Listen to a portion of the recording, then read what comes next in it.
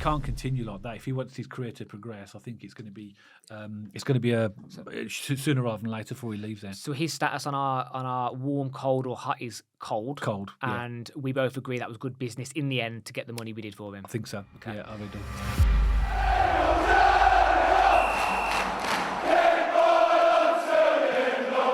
So welcome back to BCFC Royal Blue, and we had a fantastic transfer window in the summer, brought in loads of players and have a brand new squad now. But of course, that meant that a lot of players that we were all familiar with last season left the club. And I don't know about you, but I always keep an eye on some of the clubs that our previous players have gone to, just to see how they're getting on. And myself and Matt thought it'd be a great idea to do a podcast in relation to how these players are getting on at their new clubs. We split it into two parts because there's 11 players, which would take too long for one podcast. So we're going to do 6 in this podcast, and in the second part, we'll do 5. So, Matt, what's your thoughts then on some of the players that have left? So it's interesting, Dad, because we've had a lot of players leave. They've all gone to a variety of clubs, some in League One, some in Europe, other parts of the world, and some seem to be doing really well, some doing not so well. In fact, on a document that we shared, Dad, we actually had, didn't we, warm, cold, hot, just in terms of their form and what they're doing. So I'm really excited to get into this. And first on my sheet, Dad, if you want to kick it off for us, is Ivan Sunjic. Sunjic, yeah. If you looked at our videos last season when we started the podcast, he was a favourite of mine, Sunjic. You're a big fan of Sunjic, right? Yeah, and Sunjic. I was in the school of shall we give him a contract or not? And as it happened, he didn't. And he went to eventually went to which surprised me. He went to the Cypriot League to a team called Paphos FC. They've played 9 games so far. Paphos. Sunjic has started all of them.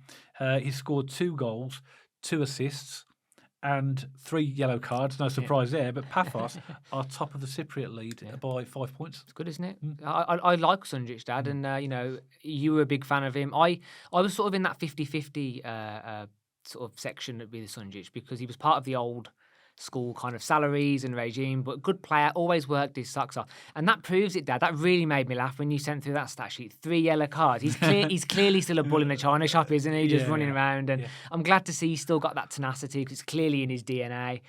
Good to see him doing well. They've got an 89% win percentage and they've got a 100% away record, Paphos FC. So they're clearly doing very well. I've actually been to Paphos in Cyprus. It's very hot. It's very, very hot. So I have no doubt he's having a great time over there. Probably why he went there. I was surprised when he went to the Cypriot League. I thought a championship club would pick him up because he's got a good few seasons left in him. But you look at Paphos, they're top of that league at 25 points out of 9 games. Yeah. They've only dropped 2 points. Yeah. So that means they've won 8 and drawn 1. They've got a goal difference already after 9 games of plus 20. Now, you might think that's the Cypriot League, but there are some established clubs that you might recognise, particularly from like the Europa League.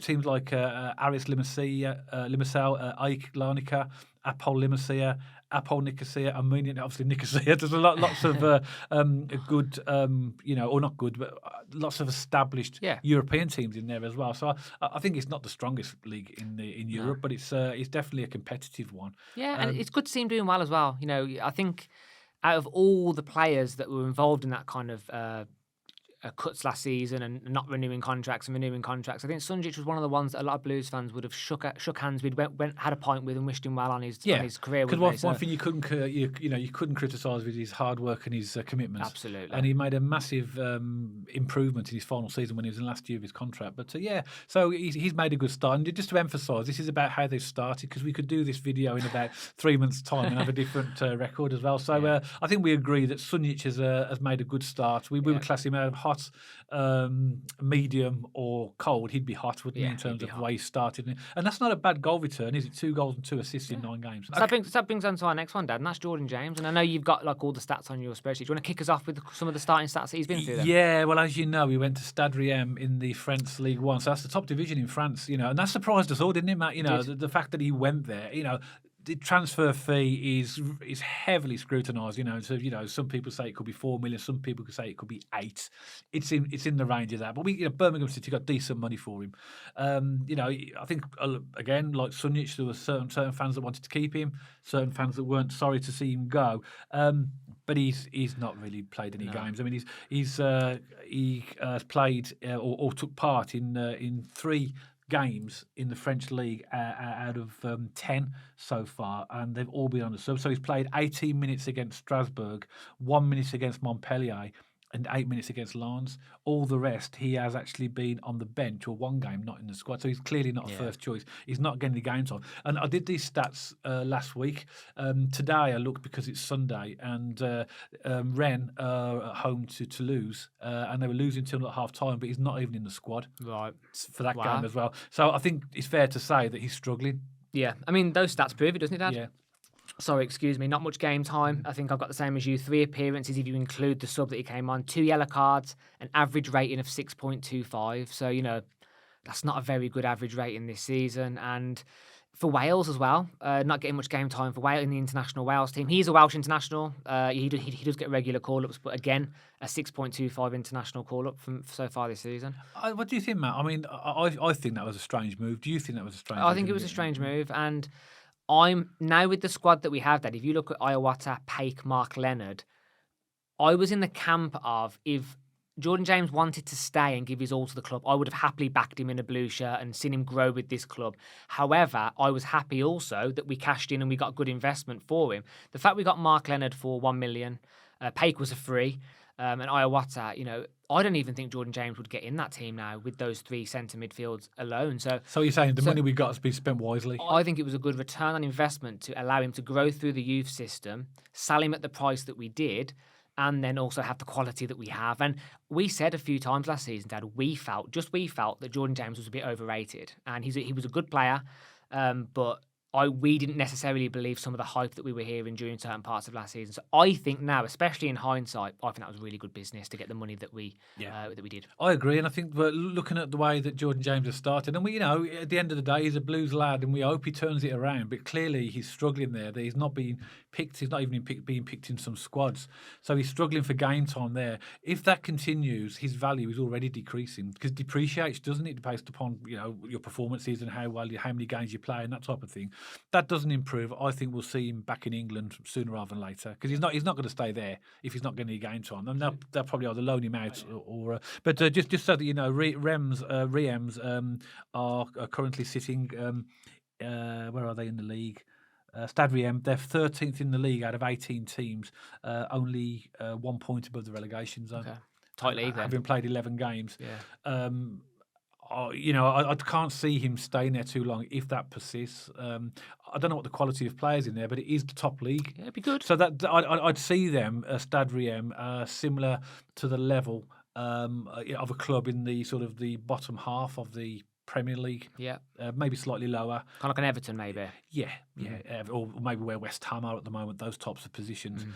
So therefore, it is going to be difficult. If the quality of players are like that, then you can see why he might be struggling. But he can't continue like that. If he wants his career to progress, I think it's going to be sooner rather than later before he leaves there. So his status on our warm, cold, or hot is cold. Cold, and we both agree that was good business in the end to get the money we did for him. I think so. Okay. Yeah, I really do. So that brings us on to one of my favourites. I think it's one of your favourites as well from last season, Dad. But Koji Myoshi.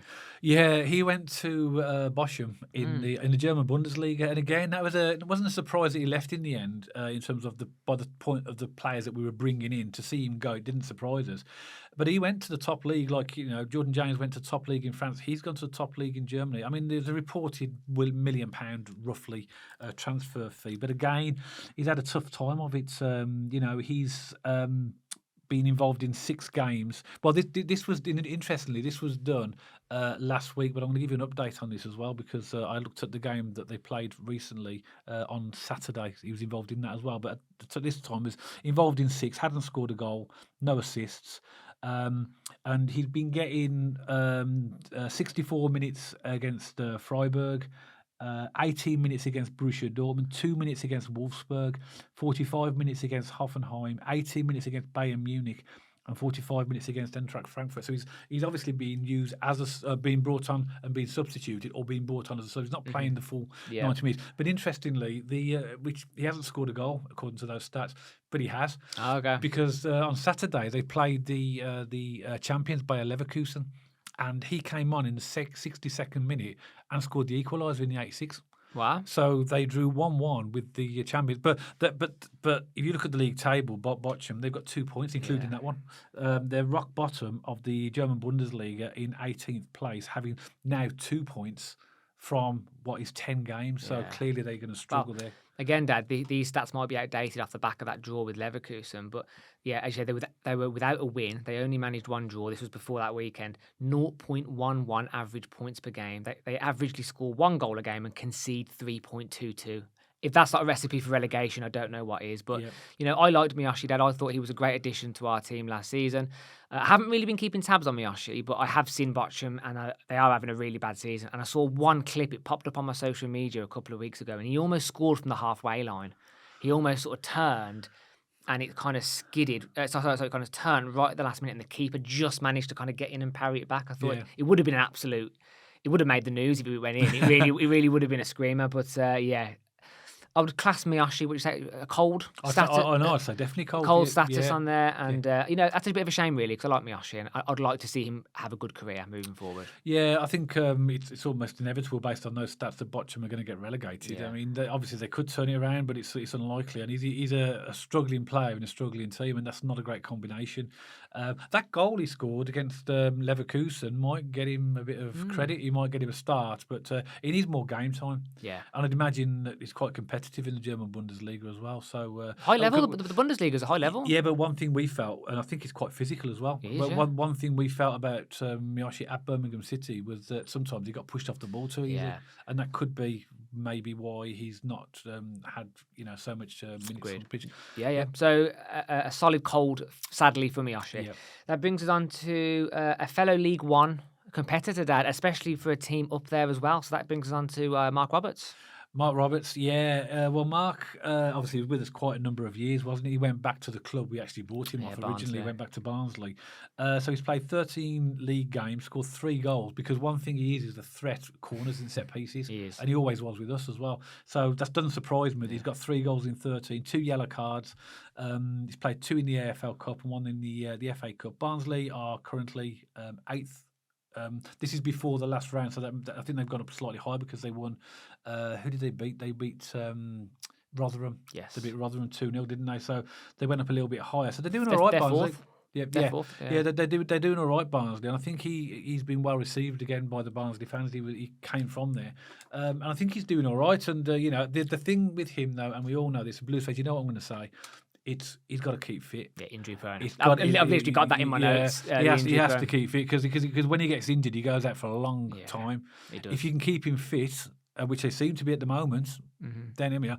13 games. I mean, considering he's played virtually every game for Barnsley. I mean, I can't remember 13 games in a row that he played for Birmingham City without being injured. So he's already done all right. But I think that's a good signing for Barnsley. I don't mean this disrespectfully. I really don't. I wouldn't say I like Marc Roberts, but I don't think he's as bad sometimes as what some of the fans gave him a tough time. But I think he's found his level. I think League One is perfect for Marc Roberts. He's physical. He's quite a stocky player, isn't he? He's a very classic sort of League One centre-half. He's got the long throw in the can. Yeah. And I think him at Barnsley being in League One was almost a perfect move for him. And Barnsley are in 4th. They're doing very well. And I have no doubt Barnsley will make the playoffs this season. I really believe that off the football I've been seeing and play this season. And fair play to him. I think I'm happy to throw Marc Roberts in the warm category, Dad. Yeah, he's. I thought he was warm as well. Yeah, I think he's. Like you said, that long throw is a good weapon in this league, and it's used a lot, isn't it? He'll probably use it against us every weekend. Yeah, but we've sent him back as an experienced player as well now. So he's a good player for them. He's done really, really well. Yeah, absolutely. So that brings on to our second but last. We've got 2 goalkeepers to end it with. The first one, we're going to kick it off with Neil Etheridge. Oh, Neil Etheridge. I thought you were going to go John Ruddy. Okay, we'll go. Sorry, Neil Etheridge. We'll go Neil Etheridge. I threw you a curveball. Yeah, I mean, he again another surprise. He went to the Thai League. He went to a club called Birmingham United. Probably because he thought it was Birmingham. It sounds like Birmingham, but he went to Birmingham United on a free transfer. He's done very well. He's got 7 clean sheets out of 9 games. I mean, this is the Thai League, don't forget. So, he's played every minute of every game that they've played, and they're currently 2nd in the Thai League behind the great Bangkok United.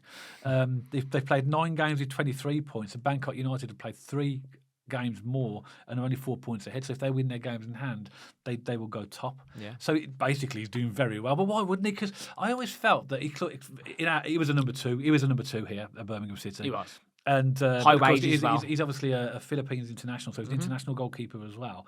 But he was always, when he came on, I don't think he ever let us down. He was always solid enough. I mean, like all players, and particularly like goalkeepers like Ruddy, they struggled under the new style of play under Rooney, and he would have definitely struggled under Chris Davis. Yeah.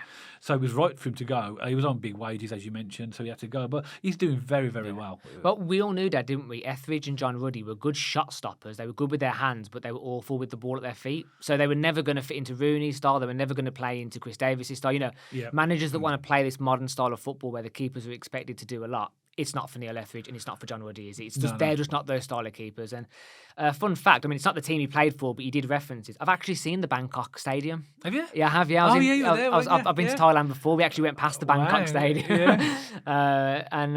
know, he's from the Philippines, isn't he? So he's obviously Thailand, Southeast Asia.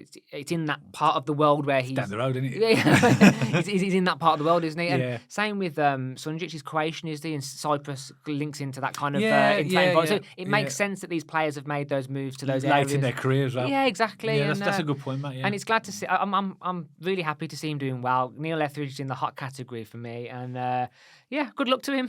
You know, fair play to him. He's a decent keeper, and as you say, definitely his strongest attribute is shot stopping, not the ball at his feet. But good to see him doing well. I've put him in the hot category. I mean, you've got to bear in mind it is the Thai league. So, you know, and again, it sounds being disrespectful. I think it's just a reality. I wonder what the salaries are like over there. You know, because in English football, it's renowned. Footballers get paid an extortionate amount of money, especially when you hit the higher levels. You know, let's just say at Blues, pulling it out of the air, let's say he's on 15 grand a week. I wonder what he's on at the Thailand. I think at his stage of his career, like you mentioned, it's more local in his area of the world. I don't think it would be so much about the amount of salary. It's probably about a lifestyle, isn't it, and stuff like that. And you know, he's doing well. He's still a Philippines international, so fair play. Close to his family, maybe, and all that sort of fair play. I used to like Neil Etheridge, and I say he didn't get enough game time, but fair play to him as well. So, but he's doing very well. And that brings on to our last one, Dad. Another goalkeeper, as we mentioned. That's John Ruddy. Well, he's going to take long, is he? Went to Newcastle, Premier League. Hasn't played. So basically, if you look at the games that Newcastle have played, you know, he's only been on the bench 3 times out of 10 games. So he was on the bench against Bournemouth, which they drew 1-1. He was on the bench against Everton, which they drew 0-0. On the bench against Chelsea, which they lost 2-1. He's not been in the squad for the rest of them. So clearly, he's just doing a tour of England, isn't he? He's just loving it. He's just a third choice goalkeeper. I found that very strange that he went there. I mean, people would say that he's probably done it because he's on a decent contract because they're Premier League. Yeah. But you know, I'm thinking, you know, he's at the twilight years of his career. Surely he would want to play football and move to actually get first team football, but he hasn't. He's gone to warm the bench of Newcastle, and that's what he's getting. So I don't mean this in a disrespectful way, Dad, but I think, you know, John Ruddy's just gone for the last sort of payday. I'd have probably done exactly the same at his age. You know, I think football's moved on since his style of football, and I think I'm happy to sort of put his on the cold status, really. Yeah, has to be, doesn't it? He's not getting the game time. He's hardly getting on the bench, so I think it's fair to say that he's definitely comes in the cold category. So he's the last player that we're covering in this podcast. We have got another podcast that we're going to cover part 2, where we're going to cover some more of the players that have left Birmingham City and give you an update on how they're getting on, which you'll see over the next couple of days. But as always, we do hope you enjoyed this podcast, and if you did, don't forget to give us a thumbs up. And if you haven't checked us out on our other social media channels, pop along to our X page and our Instagram page. And if you like to listen to your podcasts on Spotify or watch them, you can see them on there now, and you'll see the handles appearing on the screen for all of these social media channels right now. And of course, if you haven't subscribed to the channel already, make sure you hit that subscribe button. And if you want to have notifications for our podcast, then hit the bell next to the subscribe button, and that means that you'll get a notification every time we put a new video out. So once again, we'll be posting out our second part to this in the next few days, and myself and Matt will see you on the next podcast.